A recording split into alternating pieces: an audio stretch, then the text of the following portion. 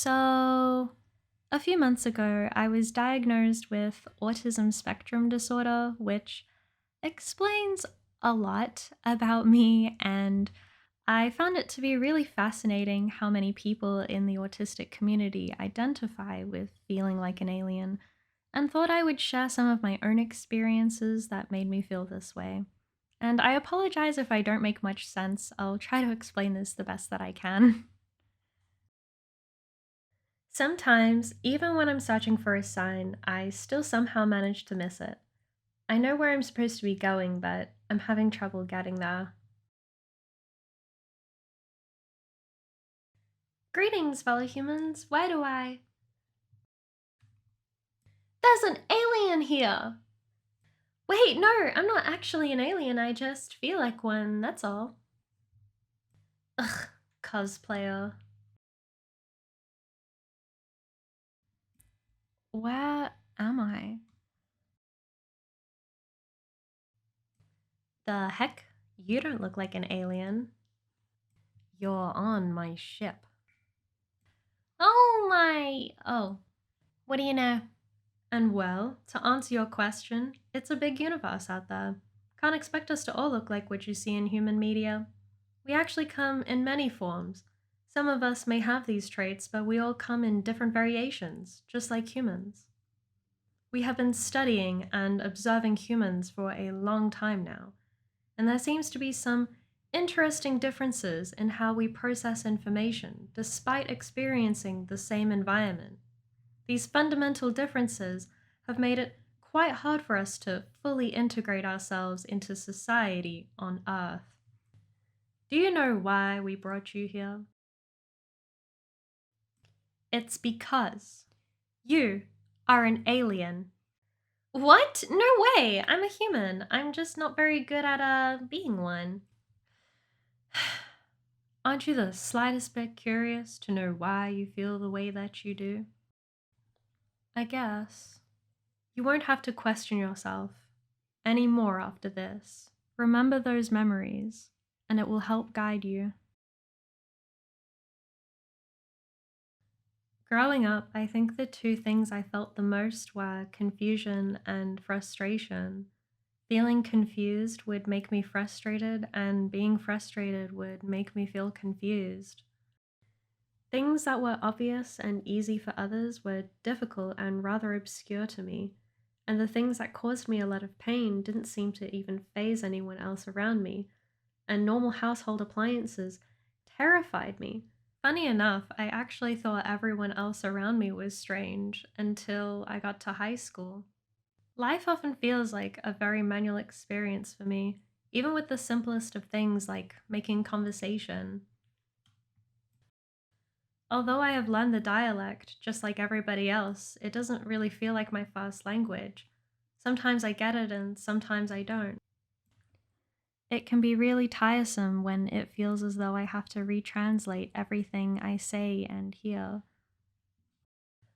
For humans, it's also important to use body language and expression when conversing with one another, which I tend to greatly lack or overdo.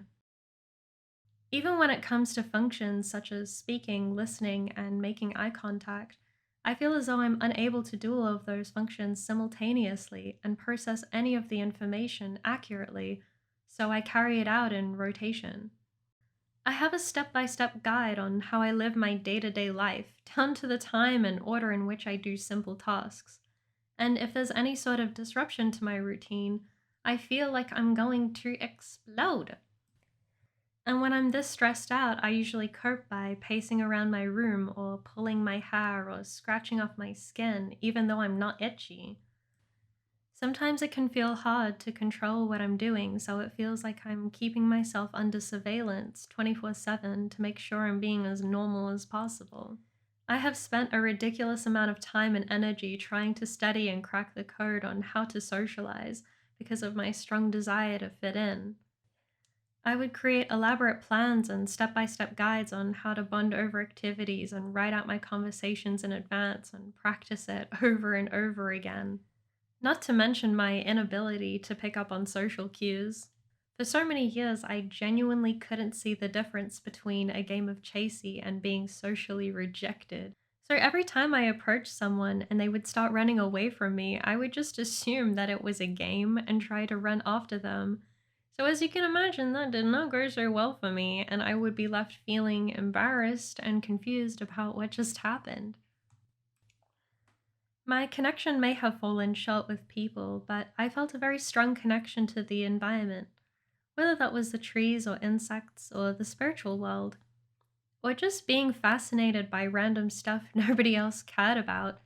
I felt like everything around me was alive and had feelings, so I would often find myself forming strong attachments to odd things that would seem like literal garbage to some, but something really special to me. Sometimes it meant so much to me I would cry and feel lost without it.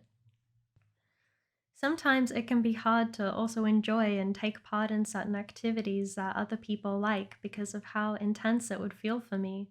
Maybe to begin with, it's fun, but the more people there are and the noisier and crowded it gets, it begins to feel unbearable. So I have to run away and hide. It felt like no matter how hard I tried, I would just burn myself out and end up alone because it was just easier that way and wonder, what is wrong with me? I've had many people describe me as being that weird, quirky girl, which would sometimes be a compliment and other times it was cringe. But little did they know that the weird quirkiness that they saw was only the tip of the iceberg. But below that was an ocean of complexities that made me feel like I was drowning.